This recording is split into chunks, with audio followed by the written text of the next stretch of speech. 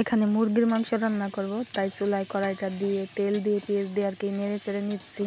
আর আজকে ঈদের দিন, সবাইকে ঈদ মুবারক। আর ঈদের দিনে সকাল থেকে আর কি রান্না দিয়ে আর কি তোমার আজকের ব্লগটা শুরু করতেছি।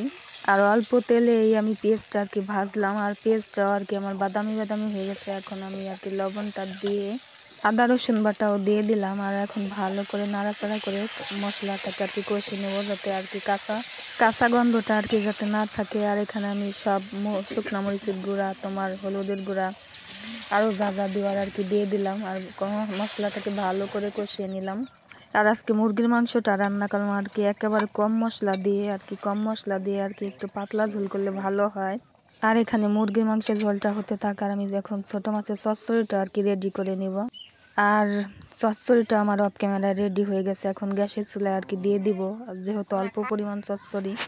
আর ওদিকে আমার চচ্চড়িটা আর কি গ্যাসের চুলায় দিয়ে আসছে, আর এদিকে মুরগির মাংসের ঝোলটা প্রায় হয়ে আসছে। আর বেশি আর শুকাবো না, একটু পাতলা ঝোলই রাখবো। আর আমার মুরগির মাংসের ঝোলটা হয়ে গেছে, অফ ক্যামেরায় নামিয়ে নিছি। আর চচ্চড়িটাও আমার আর কি হয়ে গেছে, সকালে আমাদের আর কি খাওয়া হয়ে গেছে, চচ্চড়ি দিয়েই ভাত খাইছি। আর মুরগির মাংসের ঝোলটা খাওয়া হয় নাই।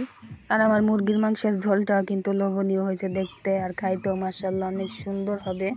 আর বাড়ির ভিতরটাও অনেকদিন তোমাদের সাথে শেয়ার করা হয় না, তাই আজকে একটু করলাম।